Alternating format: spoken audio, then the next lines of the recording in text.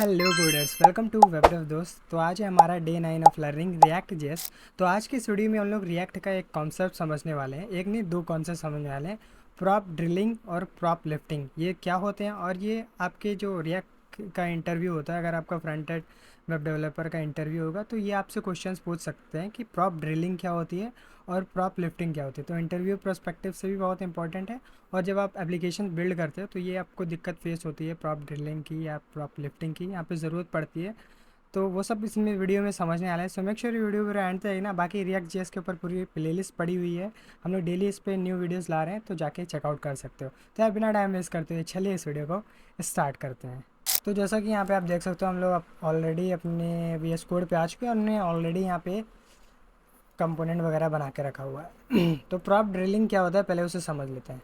जैसा कि आप यहाँ पे देख सकते हो, हम लोग एक्चुअली ड्रॉ के ऊपर आ चुके हैं। मान लो आपने एक कंपोनेंट बनाया, पेरेंट कंपोनेंट।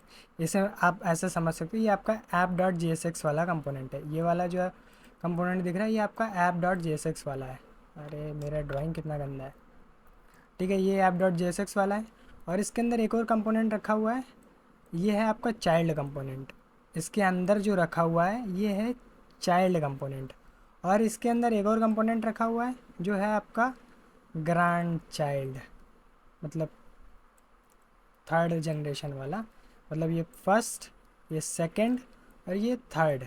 अगर इसे अपने कोड में देखें, अगर VS कोड में, तो ये पेरेंट है, पेरेंट के अंदर चाइल्ड है, चाइल्ड के अंदर ग्रैंड चाइल्ड है। और मान लो कि पेरेंट फाइल जो है अपनी, जैसे कि पेरेंट फाइल अपनी ये दी हुई है, ये पेरेंट फाइल है। इस पेरेंट फाइल के अंदर अगर मान लो हम लोग एक वेरिएबल बनाते हैं, जिसका नाम हम लोग कुछ भी रख सकते हैं, जैसे मान लो ग्रैंड चाइल्ड। नहीं, अभी के लिए चाइल्ड रखते हैं। एक वेरिएबल बनाया चाइल्ड, जिसकी वैल्यू है 2। चाइल्ड की वैल्यू 2 है।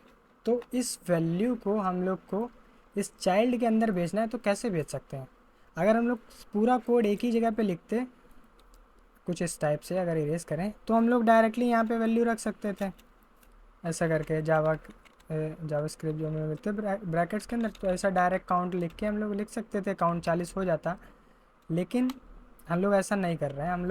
हम लोग ने अलग अलग कंपोनेंट्स बनाए हैं। पेरेंट के अंदर चाइल्ड कंपोनेंट है, तो कुछ इस टाइप से इसके अंदर चाइल्ड कंपोनेंट है। तो चाइल्ड कंपोनेंट के अंदर हम लोग को ये काउंट पास करना होगा as a prop.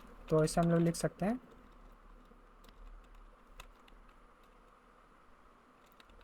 Count, sorry कैसे हम लोग पास करते हैं, काउंट इक्वल्स टू, हम लोग ऐसा काउंट लिख के पास कर सकते हैं। लेकिन ये जावा स्क्रिप्ट का है तो ऐसा हम लोग को लिखना पड़ेगा काउंट। ठीक है, ऐसा काउंट लिख के हम लोग पास कर सकते हैं। तो ये काउंट की वैल्यू अब हम लोग को चाइल्ड में मिल जाएगी। तो हम लोग यहाँ पे ऐसा करके लिख सकते हैं काउंट, और यहाँ से हम लोग को प्रॉप मिलेगा, प्रॉप। तो यहाँ पे हम लोग क्या बोलेंगे, प्रॉप डॉट काउंट। अब अगर हम लोग चेक करें तो ये देखो 40 आ गया। लेकिन अब अगर हम लोग काउंट की वैल्यू हम लोग को पास करनी है ग्रांड चाइल्ड में, यानी कि यहाँ पे अगर हम लोग को 40 लाना है, तो अब क्या करना पड़ेगा? अब हम लोग को वापस से प्रॉप की वैल्यू जो है यहाँ पे पास करनी पड़ेगी ग्रैंड चाइल्ड में। तो ऐसा करके हम लोग लिखेंगे काउंट, काउंट की वैल्यू क्या होने वाली है, count equals to prop dot count. अब यहाँ पे हम लोग को काउंट वो मिलेगा एक प्रॉप। और फिर अब यहाँ पे हम लोग यहाँ पे शो करा सकते हैं prop dot count.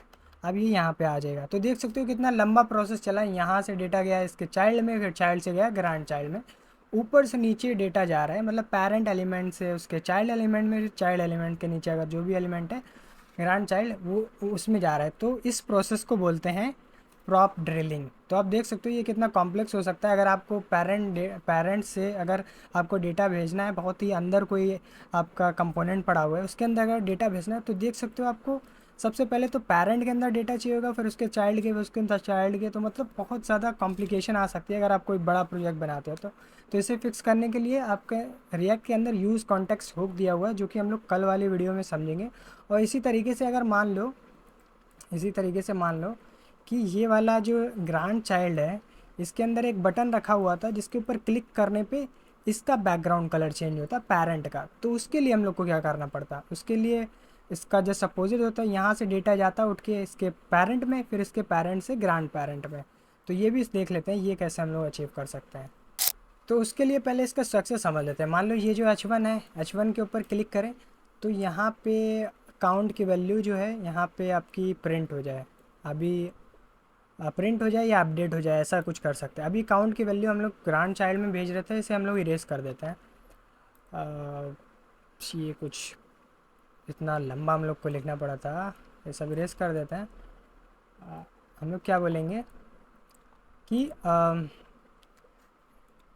Hello I am parent and count value इस काउंट वैल्यू की जो काउंट की जो वैल्यू होगी वो यहाँ पे आ जाएगी। तो यहाँ पे हम लोग काउंट लिख देते हैं। तो शुरू में काउंट की वैल्यू 1 है। हम लोग क्या चाह रहे हैं कि इसके सबसे पहले चाइल्ड पे देख लेते हैं। अगर इसके चाइल्ड के H1 पे एक यहाँ पे बटन बना देते हैं, अपडेट काउंट वैल्यू। देखो यहाँ पे एक बटन आ गया इसके अंदर। इसके ऊपर जैसे हम लोग क्लिक करें तो काउंट की वैल्यू अपडेट होनी चाहिए। तो ये कैसे हो सकता है, ये ऐसे हो सकता है हम लोग क्या करें कि इस चाइल्ड के अंदर एक प्रॉप पास कर दें, अपडेट काउंट या सेट काउंट ही डायरेक्ट इसका नाम रख देते हैं, सेट काउंट, और कुछ इस टाइप से सेट काउंट हम लोग ने पास कर दिया। अब हम लोग अगर चाइल्ड पे जाएं तो यहाँ पे प्रॉप्स में हम लोग को सेट काउंट मिल जाएगा, या डायरेक्टली हम लोग इसे इस स्ट्रक्चर करके भी ले सकते हैं। जो नाम लिखा था वो यहाँ पे ऐसे लिख दो, और हम लोग क्या बोल रहे हैं, इस बटन पे क्लिक होने पे होना चाहिए। तो क्या बोलेंगे, ऑन क्लिक पे क्या होना चाहिए, कॉल बैक कर देते हैं, डायरेक्ट यहीं पे हो जाएगा। ऑन क्लिक पे सेट काउंट को हम लोग यूज़ करते हैं, यहाँ से प्रीवियस वैल्यू मिलेगी, प्रीवियस वैल्यू में +1 कर देंगे। अब देखो ये देखो वैल्यू अपडेट हो रही है, चाइल्ड से हम लोग जो है पेरेंट की वैल्यू अपडेट कर रहे हैं। इसी तरीके से मान लो हम लोग को ग्रैंड चाइल्ड में करना होता, तो ग्रैंड चाइल्ड में करने के लिए क्या करना पड़ता हम लोग को, ये यहाँ से हटाओ, ये यहाँ से हटाओ, और ये भी हटाना पड़ेगा, और इस प्रॉप को वापस से हम लोग को पास करना पड़ता है। तो वापस से लिखो set count equals to set count, और फिर ग्रैंड चाइल्ड में जाना पड़ता है। यहाँ पे भी हम लोग को सेट काउंट वापस से कैच करना पड़ता, और सेम चीज़ यहाँ पे करनी पड़ती। पिछली वाली बटन को हम लोग इरेज कर देते हैं, ये यहाँ इरेज करके यहाँ पे लिख लेते हैं ये बटन।